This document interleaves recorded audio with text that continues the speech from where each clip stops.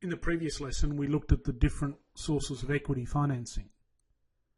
The main source of equity financing is ordinary shares. But ordinary shareholders don't have the right to sell their shares back to the company if they want their money back. They must sell to another investor in the share market. We begin this lesson by looking in detail at the operation of the share market.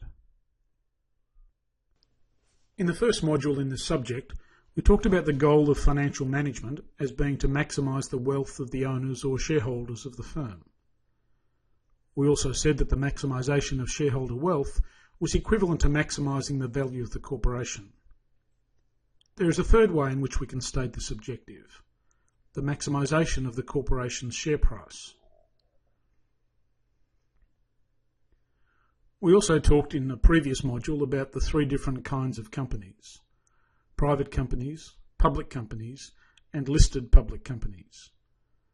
These three types of companies differ from each other in terms of how the share price can be established.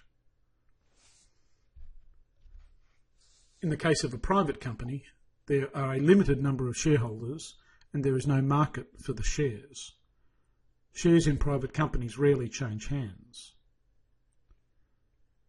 In the case of a public company, the public at large is invited to buy shares, but once again there is no organised market and shares in public companies are rarely traded. By definition, shares in a listed public company are listed on a stock exchange, which means that there is an organised market to enable the buying and selling of shares. Only in this situation can we say that there is a market in which the true value of the share price can be determined. A capital market is a market in which financial assets are traded. In any capital market, including the share market, there are two kinds of markets: the primary and the secondary market. The primary market is the market in which the shares are first created, when the issuer of the shares creates the shares and sells them to the public. This is the only market in which the funds from the issue of the shares flow to the issuer of the shares. An example of a primary market transaction is an initial public offer. We'll talk more about this in a moment. A secondary market is a market in which shares are bought and sold after they have been created in the primary market. Funds from buying and selling shares in the secondary market are transferred between investors. No funds flow to the issuer of the shares. The main example of the secondary market for shares is the stock exchange, and we'll talk more about stock exchanges in the remaining videos in this lesson. There are three main ways in which shares can be sold in the primary market. In a public offer, the public at large are invited to subscribe for shares. An initial public offer is just one kind of public offer. It is a public offer whereby a company is trying to become listed on the stock exchange for the first time. The stock exchange requires companies to have a certain number of shareholders and a certain amount of issued capital. So the initial public offer is designed to meet the listing requirements of the stock exchange. There can be subsequent public offers when companies try to raise additional capital by selling shares to the public. The company or investment bank organising the offer on behalf of the company needs to advertise to potential investors, prepare a prospectus, which is a lengthy, detailed document telling investors all about the company and the offer, and they need to process applications from the public.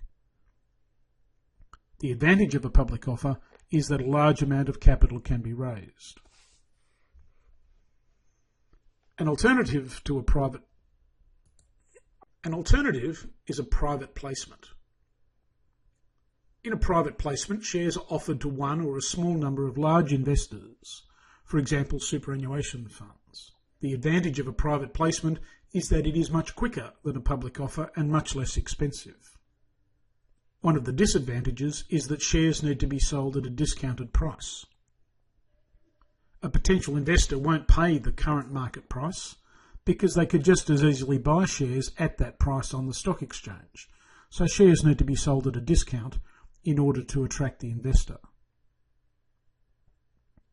Another disadvantage is that it results in the dilution of the ownership of the existing shareholders.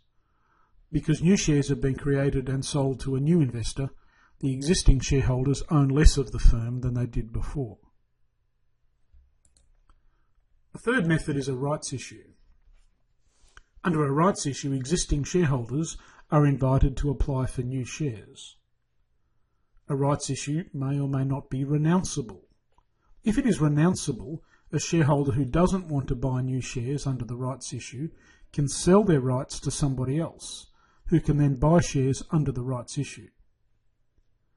Under a non-renounceable rights issue, if a shareholder does not take up the offer to buy new shares, then these rights are forfeited. Under a rights issue, there is no dilution of the ownership of existing shareholders if they buy new shares under the rights issue, or if the share is renounceable, sell their rights.